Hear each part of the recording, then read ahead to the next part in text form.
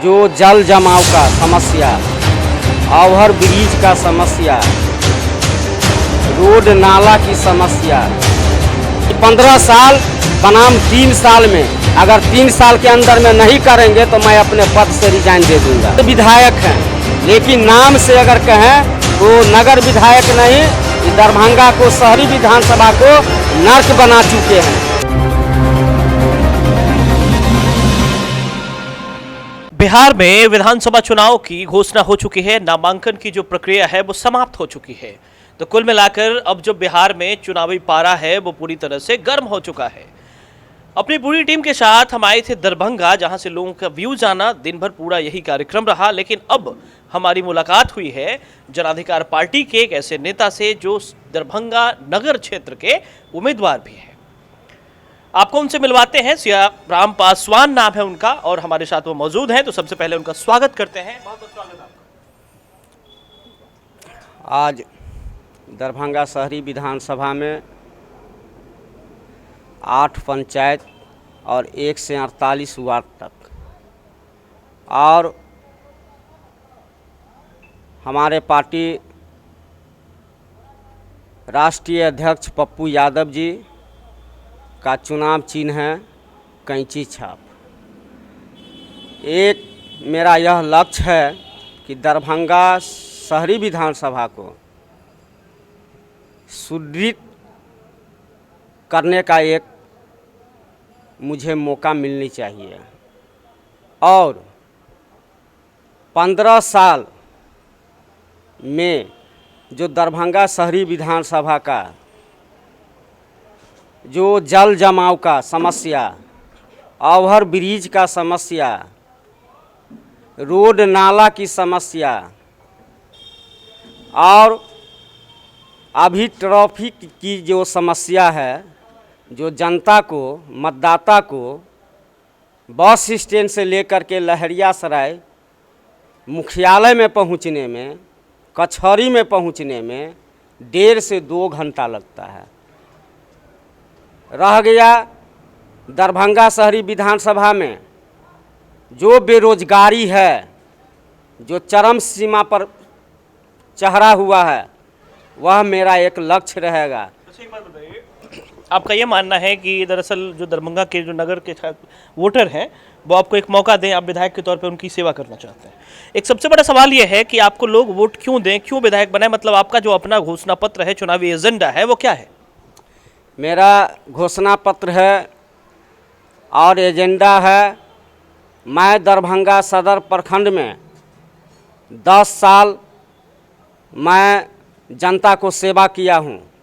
2006 से लेकर के अब क्या देने वाले हैं लोग? 2006 से लेकर के 2017 तक जनता जान रहे हैं कि सियाराम पासवान एक अच्छे छवि के नेता हैं, और हमको पार्टी जो सिंबल दिए हैं माननीय राष्ट्रीय अध्यक्ष पप्पू यादव जी, जो अपने छवि पर और जनता के बीच, जनता जो है चुनावी सभा जो 7 तारीख को है तीसरी चरण में दरभंगा शहरी विधानसभा में, वह तो फैसला मतदाता करेंगे।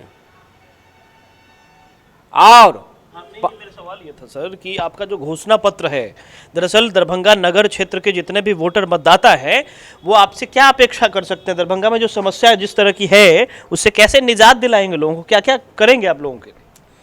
दरभंगा शहर में जो भी समस्या हैं, जल की समस्या हो, ओवर ब्रिज की समस्या हो, बेरोजगार की समस्या हो, शिक्षा की समस्या हो, तो मेरा एक लक्ष्य रहेगा, अगर जनता हमको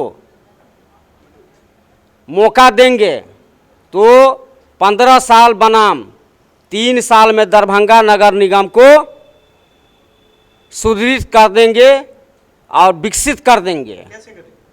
कैसे करेंगे? मेरा एक अपना लक्ष्य है, लक्ष्य के द्वारा और जनता के सहयोग रहेगा तो एकदम निश्चित है कि 15 साल बनाम 3 साल में, अगर 3 साल के अंदर में नहीं करेंगे तो मैं अपने पद से रिजाइन दे दूंगा। अच्छा चलिए एक सवाल करते हैं, शिक्षा की बात करते हैं। शिक्षा की समस्या आपने बताई कि शिक्षा में समस्या है, तो अगर मान लीजिए दरभंगा नगर क्षेत्र में जो शिक्षा की समस्या को दूर करने के उपाय अगर बात करें हम, तो कैसे दूर करिएगा? उपाय क्या उपाय? सबसे बड़ी चीज़ है कि अभी जो समस्या शिक्षा को है, आप देख रहे हैं 2020 से कंटिन्यू जो है समस्या ही समस्या उत्पन्न हो रहा है। अच्छा, बिहार, एक मिनट, पूरे बिहार की बात करें तो एक नई शिक्षा नीति लागू की गई है बिहार में, अभी फिलहाल इस वर्ष लागू की गई है। उसके बारे में मतलब शिक्षा में और क्या बदलाव होना चाहिए उसको लेकर? शिक्षा में सबसे बड़ी चीज़ है जो अभी वर्तमान में जो अभी ये कोरोना महामारी है, वह कोरोना महामारी में जो भी विद्यालय हैं, जो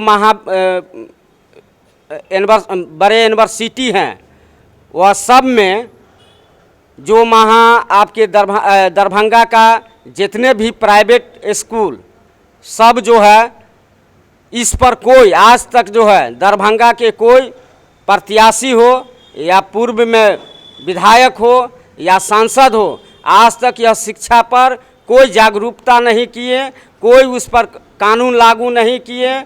आज जो है बैठ करके जो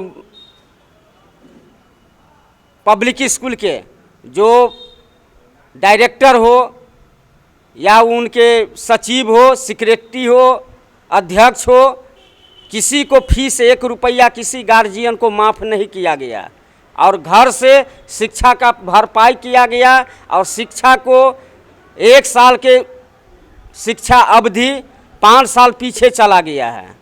इसलिए सबसे बड़ी चीज़ है कि शिक्षा ही देश को महान बनाता है। जिस देश में, जिस शहर में शिक्षा में अगर कटौती हो गया, वह देश बहुत पीछे 5 साल पूर्व पीछे जाएगा। अच्छा, एक बात बताइए, शिक्षा तो किसी भी समाज की रीढ़ होती है, एक स्वस्थ समाज की रीढ़ जो है वो शिक्षा है। शिक्षा में बदलाव की अगर हम बात करें तो दरभंगा जो नगर है, खासकर यहाँ जल जमाव की समस्या है, ट्रैफिक पे कंट्रोल होने की बात होती है अक्सर, लेकिन हो नहीं पाता है। तो इन सब के लिए जो शॉर्टेस्ट वे होगा, सबसे जो छोटा रास्ता और बेहतर रास्ता हो सकता है, वो क्या होगा? दरभंगा को विकास कैसे होगा? 15 साल विगत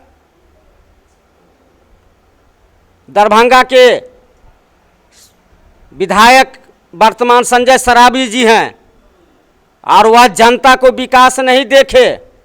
आज दरभंगा को अपना विकास देखे। वह आदमी जनता को विकास नहीं देखे, वो अपना विकास देखे।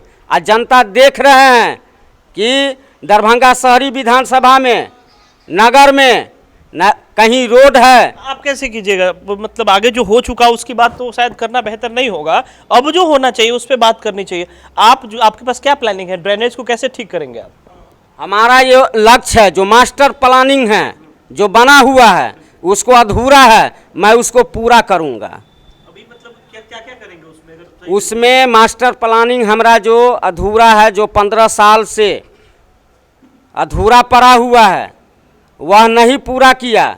वही लक्ष्य मेरा है कि सबसे पहले हमारे जो दरभंगा शहरी विधानसभा का जो मास्टर प्लान है, मैं उस पर जो है विकसित करूंगा।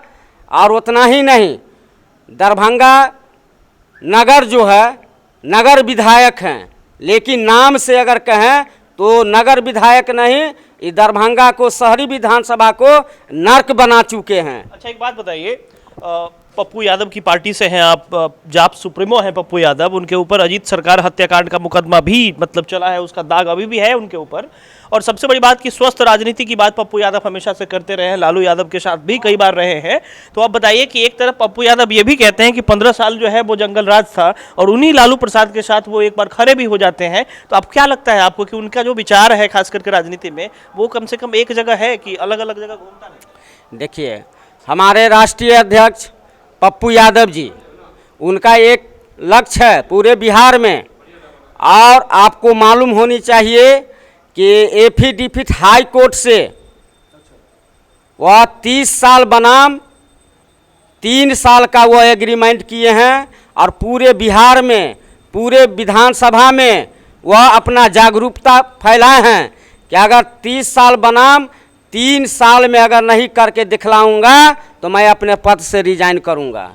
रह गई सवाल राष्ट्रीय अध्यक्ष पप्पू यादव जी के, तो मैं आपको कहना चाहता हूं कि बिहार में नोटबंदी बंद हुआ, महामारी हुआ, आपदा आई, आज तक कोई जो है बिहार के नेता बिहार में कहीं दौरा नहीं किए, चाहे मिथिलांचल में दौरा नहीं किए, चाहे जिला में दौरा नहीं किए, चाहे पंचायत में जिला दौरा नहीं किए, न वार्ड में दौरा किए। वह उनको डर था कि मैं एसी रूम से कैसे निकले। वहाँ ये पप्पू यादव बहुत अच्छे नेता है, मानते हैं इस बात को, आप भी कह रहे हैं। पूर्णिया से जो इलेक्शन उन्होंने लड़ा था, जमानत जब्त हो गई थी उनकी। अगर पूर्णिया उनका घर है अपना, जब अपने घर के लोग अगर उनके साथ खड़े नहीं होंगे तो ये कैसे बिहार की जनता मान ले कि वही पूर्णिया जहाँ से वो सांसद थे और उसके बाद एक बार उनकी जमानत जब्त हो जाती है, मतलब जनता ने कम से कम उनको नकार दिया है। और वैसे केस में पूरे बिहार में एक नई पार्टी लेकर के आते हैं, तो इस बात का क्या दावा है कि उन पार्टी को सपोर्ट करके उनको आगे बढ़ाया जाए, जरा बताइए। आज वही पप्पू यादव जी हैं, आपका कहना है कि वहाँ जमानत उनका जब्त हो गया। आज वही पप्पू यादव है कि पूर्णिया में हो या सुपौल में हो या मधेपुरा में हो, आज जन जन के वो नेता है, गरीबों के मसीहा के नेता है, हरिजन को नेता है, अति पिछड़ा के नेता है, कोसी के लाल है। वही पप्पू यादव हैं कि आज पूरे बिहार में ये महामारी में मैंने देखा हूँ पप्पू यादव को क्रियाकलाप कि बिहार में कोई भी नेता, न तेजस्वी यादव हो, न तो सुशील कुमार मोदी हो, न नरेंद्र कुमार मोदी हो, कोई भी दौरा नहीं किया। लेकिन मैंने देखा कि एक पप्पू यादव ये महामारी में 497 गांव को दौरा किए, 117 प्रखंड के दौरा किए, 50 लाख जनता से भेंट किए, गले में गले मिलाए, हाथ में हाथ मिलाए, वो अपने जान हथेली पे लेकर के चले। उनको तो मैं देख रहा हूं कि उनको कहीं गॉड गिफ्ट है।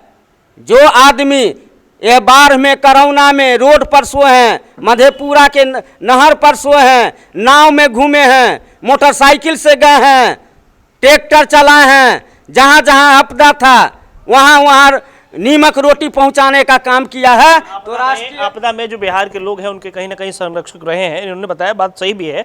पटना में जब बाढ़ आई थी, उसके बाद जो कोरोना महामारी हुआ पूरे देश में, बिहार में खासकर, और उसके बाद जिस तरह की स्थिति थी बिहार में जो बाढ़ आया था, तो उस समय पप्पू यादव जो है उनकी सहभागिता निश्चित तौर पर सराहनीय रही है।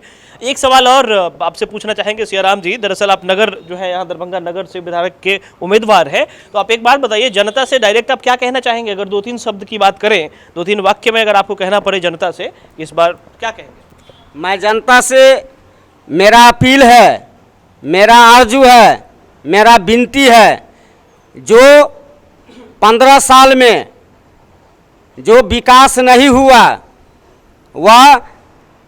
वही जनता से मेरा निवेदन रहेगा कि इस बार जो 7 तारीख को शहरी विधानसभा को चुनाव है, वो आप अच्छे नेता को चुने और अच्छे नेता को वोट दे करके दरभंगा विधानसभा से, दरभंगा शहरी विधानसभा से पटना विधानसभा में भेजने का काम करेंगे। और इस बार बिल्कुल सही। और अभी जैसा कि हम बता रहे थे आपको, जिस तरीके से बातें इनके साथ हो रही थी, बहुत बहुत स्वागत, बहुत बहुत शुक्रिया आपका अपना समय देने के लिए, बहुत बहुत शुक्रिया। और इस बार जनता परिवर्तन देखना चाहता है दरभंगा शहर की, क्योंकि देख लिया है कि जनता दरभंगा शहर में कोई विकास नहीं हुआ, लेकिन अपना विकास हुआ है। तो जनता इस बार एकदम सुनिश्चित है कि जनता इस बार सत्ता परिवर्तन करेगा।